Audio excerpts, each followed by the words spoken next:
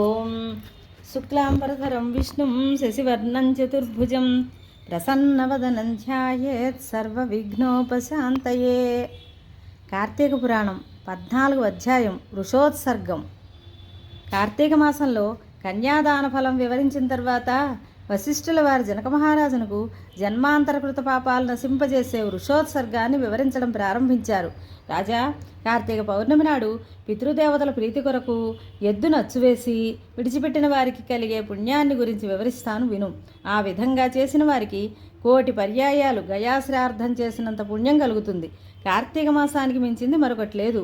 పితృదేవతలు పుణ్యలోకాల్లో ఉన్నప్పటికీ మన కులంలో ఎవడు పుట్టినా వాడెవరైనా కార్తీక పౌర్ణమాసి యందు నీలవర్ణం గల ఎద్దును అచ్చువేసి విడిచిపెట్టినట్లయితే దానివల్ల మనం తృప్తి పొందుతాం అని పితృదేవతలు సదా కోరుకుంటూ ఉంటారు.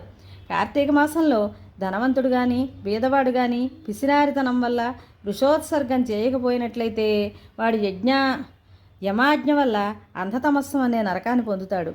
ఏటేటా పిండదానం వల్లను, గయాశ్రార్థం వల్లను, ప్రత్యాబ్దిక శ్రాద్ధం వల్లను, పుణ్యస్థలాలకు యాత్రలు చేయడం వల్లను, అమావాస్యాదులలో తర్పణాలు విడిచిపెట్టడం వల్లను, మహాలయ అమావాస్య నాడు శ్రాద్ధం వల్ల ఎంత పుణ్యం కలుగుతుందో అంతకంటే మికుటంగా కార్తీక పౌర్ణమి నాడు చేసిన వృషోత్సర్గం వల్ల కలుగుతుంది. అటువంటి వృషోత్సర్గం కంటే మించిన పుణ్యకర్మ మరొకటి లేదు. ఇది గయాశ్రార్థంతో సమాధానమని పెద్దలు చెబుతూ ఉంటారు. కార్తీక మాసంలో పున్నమి నాడు ఎద్దును అచ్చువేసిన వానికి అన్ని ధర్మాలు చేయటం కంటే మించిన ఫలం కలుగుతుంది. 1000 మాటలెందుకు, దేవర్షి పితృదేవతల రుణం నుండి విముక్తి కలుగుతుంది. కార్తీక పౌర్ణమి నాడు దక్షిణలతో ఉసిరికాయలు దానం చేసినవాడు సర్వభూమండలాధిపతి అవుతాడు. దీపదానం చేస్తే అన్ని పాపాలు పోవటమే కాకుండా ఉత్తమ గతి కలుగుతుంది. 3 విధాలైన పాపాలు తొలగిపోతాయి. కార్తీక పౌర్ణమి నాడు పరమేశ్వర ప్రీతి కొరకు శివలింగ దానం చేసేవాడు ఇహలోక సుఖాలన్నీ అనుభవించిన తర్వాత జన్మాంతరంలో సార్వభౌముడవుతాడు. కార్తీక మాసంలో లింగదానం మోక్షప్రదమని పెద్దలు అంటూ ఉంటారు. అటువంటి శివలింగదానం చేయకుండా కార్తీక వ్రతం అనుష్ఠించినట్లయితే వాని పాపాలన్నీ వజ్రపు పూత పూసుకున్నట్లు కఠినములవుతాయి.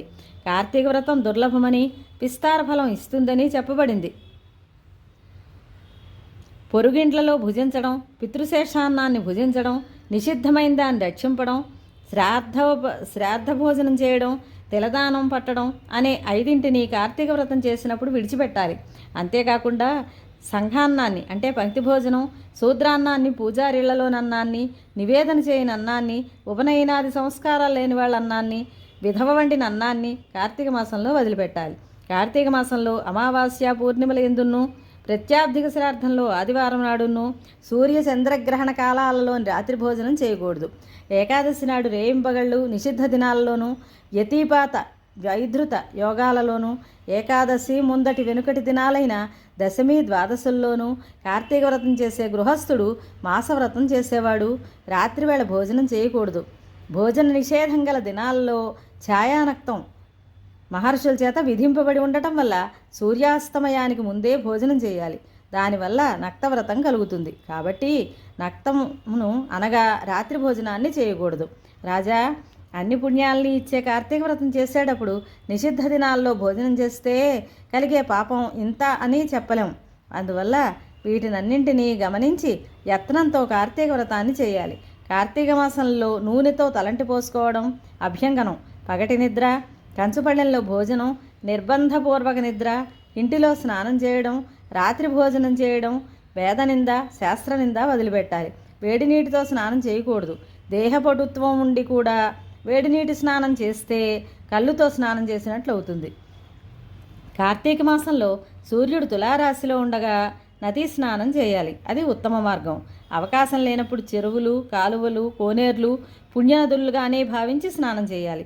స్నానాంతరం సూర్యమండల మధ్యనున్న విష్ణుమూర్తికి నమస్కరించి విష్ణు కథలు చెప్పుకుంటూ ఇంటికి రావాలి. సాయంకాలం సంధ్యావందనాది అనుష్ఠానాలు ముగించుకొని కాళ్ళు కడుక్కొని ఆచమనం చేసి పూజాగృహం చేరి అక్కడ ఈశ్వరునికి కల్పోక్త ప్రకారంగా షోడశోపచార పూజ చేయాలి.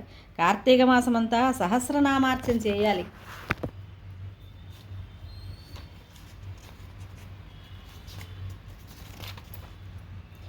మాసనక్త వ్రతంలో పూజ అయిన తర్వాత పార్నాతీకాంతదేవేశ పద్మజార్జ్యంఘ్రిపంకజ అర్ఘ్యం గృహాణ దైత్యారే దత్తంచేదముమాపతే అని అర్ఘ్యం ఇవ్వాలి. ఈ విధంగా అర్చించిన వారు పుణ్యాలన్నింటినీ పొందగలరు. ప్రతిరోజు సాయంకాలం శివ సన్నిధానంలో దీపమాలలుంచాలి. పిసినారితనం చూపించక యథాశక్తి బ్రాహ్మణులకు దక్షిణ తాంబూలాలు ఇవ్వాలి. నక్తవ్రతం ఆచరించే వారికి అన్ని పాపాలు మొదలంటా నశించిపోతాయని నారదాది మహర్షులు చెప్పారు. మాసవ్రతం మానవులకు అన్ని పాపాలు పోగొట్టి పుణ్యాలను ఇస్తుంది. కార్తీక చతుర్దశి నాడు పితృదేవతలను ఉద్దేశించి భక్తితో బ్రాహ్మణుడికొక్కడికైనా భోజనం పెట్టిన వారికి పితరులంతా తృప్తి పడతారట. తిలతర్పణం చేస్తే పితృదేవతలంతా తనివి చెందుతారు. చతుర్దశి నాడు ఫలదానం చేస్తే సంతాన నష్టం కలగదు. కార్తీక చతుర్దశి నాడు ఉపవాసం ఉండి శివారాధన చేసి తిలదానం చేసిన వారు శంకర తుల్యులవుతారు. పరమ పవిత్రమైన ఈ అధ్యాయం విన్నవారికి పాపాలన్నీ నిస్సంశయంగా నశిస్తాయి. కార్తీక వ్రతం చేయని వారికి 100 నీచ జన్మలు, తర్వాత 200 కుక్క జన్మలు, 300 పంది జన్మలు, 400 నక్క జన్మలు, 500 పిల్లి జన్మలు, 600 ఎలుక జన్మలు కలుగుతాయి. ప్రారబ్ధ పుణ్యఫలాన్ని చెబుతాను విను.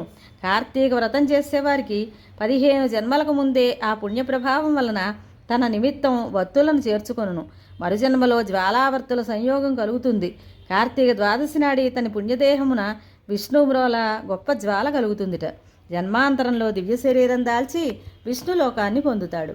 కార్తీక మాసమంతా వ్రతం చేయలేనివాడు ద్వాదశి నాడైనా వ్రతం చేసినట్లయితే అతడు ఉత్తమ దీపం వెలిగించడం వలన విష్ణులోకం పొందుతాడు అని వశిష్ఠుల వారు జనక మహారాజునకు వివరించారు.